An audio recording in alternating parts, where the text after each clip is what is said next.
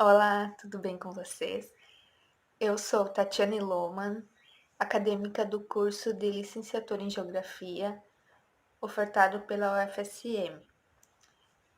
Então, nós estamos gravando esse vídeo, eu e minha colega Roselaine, para abordar alguns assuntos e temas importantes que a gente achou baseado no livro Trabalhando Diversidade Sexual e de Gênero na Escola, Currículo e Prática Pedagógica. Cada uma vai gravar alguns aspectos importantes na sua casa, devido à pandemia do Covid-19, então que estamos impossibilitadas de nos reunirmos para gravarmos juntas. Olá, meu nome é Roselaine Pabst, sou estudante do curso de Licenciatura em Geografia pela UFSM, Polo Três Passos, e estamos aqui hoje, minha colega Tatiana Lohmann e eu, para falar sobre o livro Trabalhando Diversidade Sexual e de Gênero na Escola. Devido à pandemia da Covid-19, hoje nós vamos gravar o vídeo Cada Uma na Sua Casa. Que coisa, palavra feia, sua mãe bate na sua boca, te coloca de castigo. Pois é, isso mesmo que acontece. Falar em sexo ou sexualidade para muitos é feio, é nojento, é um assunto fora das rodas de conversa ou entre os membros da família. Mas está errado quem pensa assim. Devemos falar sobre isso em casa, sim, em família, com os filhos, principalmente na adolescência, que é uma fase de descobertas, experiências novas, sensações novas. Por isso é importante o diálogo dentro de casa, para que seja prevenida uma gravidez indesejada, uma doença sexualmente transmissível, por exemplo. Nada melhor que conversar dentro de casa e estabelecer uma relação de confiança e ter um diálogo franco com eles. Como que isso acontece? Como que falamos com um aluno sobre sexo? Não é fácil, mas hoje a escola já está mais aberta nessa questão, pois as igualdades entre meninos e meninas já estão mais distintas. Percebemos isso na escola, porque já não se fazem mais uma fila para meninos, uma fila para meninas. É tudo misturado. A vestimenta se tornou única porque algumas escolas adotam os uniformes. A forma de agir ou se comportar, elas não se diferenciam. Uma vez você dizia, o menino se comporta desse jeito, a menina é mais comportada, isso hoje não existe mais. Existem meninas que se comportam como se fossem meninos, mas a escola está sim se adaptando aos novos conceitos, aos novos alunos e estão cada vez mais abertos às diferenças que existem entre eles. Gênero, não podemos defini-los em separados, porque hoje não podemos dizer que aquele bebê que nasceu mulher vai morrer sendo mulher ou vice-versa. As pessoas estão se encorajando cada vez mais e estão assumindo as suas verdadeiras identidades, sejam elas nascidas ou adquiridas. Cada um recebe pode ser moldada diferentemente, conforme o passar do tempo. Algumas pessoas mudam com os anos e assumem a sua sexualidade. Outros, pelo contrário, vivem uma vida dupla ou de mentiras. Para aquelas pessoas que se assumem, há ainda mais um risco a correr, que é a homofobia. O que é a homofobia? É a rejeição ou a aversão à homossexualidade. O que você faria se descobrisse que tem um amigo ou alguém da família ou do trabalho que é homossexual? Pergunta difícil, né? Ninguém pode dizer como seria a sua reação. A gente até às vezes pode dizer, eu faria isso, faria aquilo, mas na hora, quando chega a hora, aí recém você vai saber dizer como você iria enfrentar. Mas pois é, devemos começar a pensar sobre isso, né?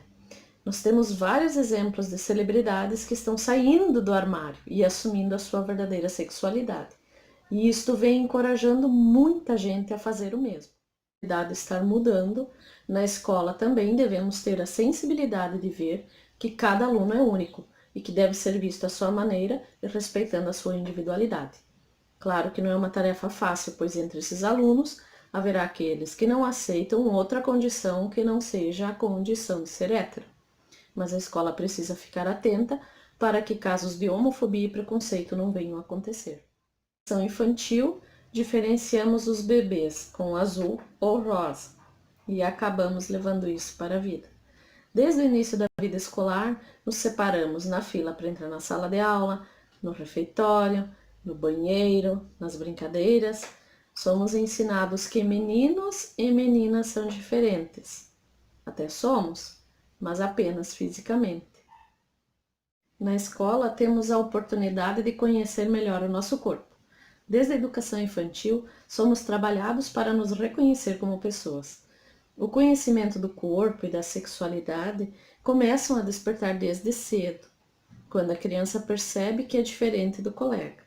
Mas as brincadeiras podem ser iguais para todos. As crianças não têm maldade e nem preconceito, e por isso elas brincam sem sentimentos de culpa ou vergonha. Elas não definem que meninos brincam com carrinhos e meninas brincam com bonecas. A homossexualidade percebe-se desde cedo na criança o seu despertar, porque elas são puras e verdadeiras na sua essência. Mas conforme vão crescendo, isso vai dando espaço ao medo e à insegurança. E com isso, a maioria prefere não se manifestar quanto à sua opção sexual. E a família muitas vezes não reconhece ou não aceita essa condição. Todas as mudanças que acontecem, de todos os preconceitos no mundo, a gente tem que entender que os tempos mudaram e nem sempre a princesa dos contos infantis vai encontrar o príncipe encantado. Mas sim, a história vai ter uma releitura diferente dos fatos, pois hoje em dia as nossas famílias não são mais compostas apenas por pai, mãe e filhos. Vou deixar um pensamento. Cabe a nós apenas aprendermos a respeitar as diferenças, sejam elas qual for. Então esse livro, ele nos faz refletir sobre a prática pedagógica, porque ao longo da história, a sexualidade ela sempre foi tida como um tabu, como um assunto inapropriado, que muitas vezes era somente tratado no círculo familiar, e às vezes nem no círculo familiar isso ocorre, ou se ocorre, não ocorre de forma correta. A escola ela deve ser um local onde a sexualidade deve ser discutida num diálogo aberto, mas ela se tornou um local onde as diferenças entre meninos e meninas ela se torna mais evidente.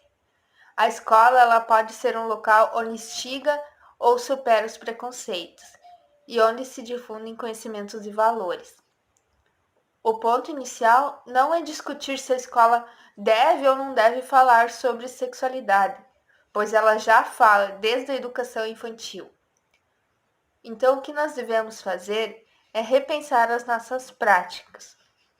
O que ocorre é que nas escolas, apenas o professor de ciências ele tem a responsabilidade de tratar sobre esse tema, mas a sexualidade ela engloba vários aspectos biológicos, sociológicos, culturais e afetivos. Então, deve haver uma interdisciplinaridade entre as matérias. Gênero e sexualidade são uma construção social. As nossas masculinidades, as nossas feminidades, elas são construções históricas. E sempre então é possível, como elas são construções históricas, sempre é possível construir uma história diferente. Trabalhar a homossexualidade em sala de aula é algo muito difícil. Muitas vezes é motivo de risos e de chacotas. Os alunos ainda veem como algo engraçado, como algo motivo de piadas. Então, nós devemos iniciar trabalhando a história da sexualidade. Então, ao longo da história da sexualidade, a homossexualidade foi vivenciada de maneiras diferentes e por povos e culturas ao longo do tempo. Então, somente no século XIX, que a sexualidade ela se tornou estudo dos saberes médicos. Então, ela foi caracterizada como um desvio de personalidade. Antes do século XIX, não se tinha essa concepção de que era um desvio de personalidade, que hoje em dia já também a gente está num outro momento histórico que não se é usado mais esse tema, já se foi difundido esse tema, que se provou que isso não é um desvio de personalidade. Então, para trabalhar isso em sala de aula, a gente pode usar exemplos de que gênero e sexo são uma construção social, estudando a história do mundo antigo, dos povos europeus da antiguidade, dos povos greco-romanos e também até dos indígenas que viviam aqui na América antes da colonização, porque eles tinham concepções diferentes do mundo ocidental. Tratavam com naturalidade a homossexualidade, não como ocorre nos dias atuais. Então, outro assunto também que o livro nos traz é a família e a Constituição Social Brasileira. O modelo patriarcal, então, ele é muito questionável, apesar de ser muito difundido ainda, o homem ser o chefe da família, o provedor dos alimentos e o responsável por toda a organização familiar. Então, esse modelo ele é questionável, principalmente depois das grandes guerras, onde a mulher ela se tornou a responsável por trabalhar e prover o sustento dos seus familiares. O IBGE ele também nos traz alguns dados interessantes sobre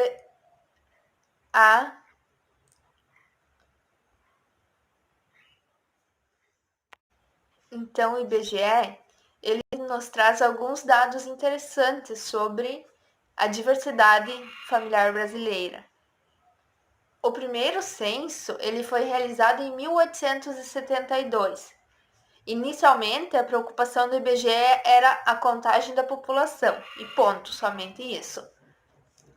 Em 1980, então, que a mulher ela pode ser considerada o chefe da família.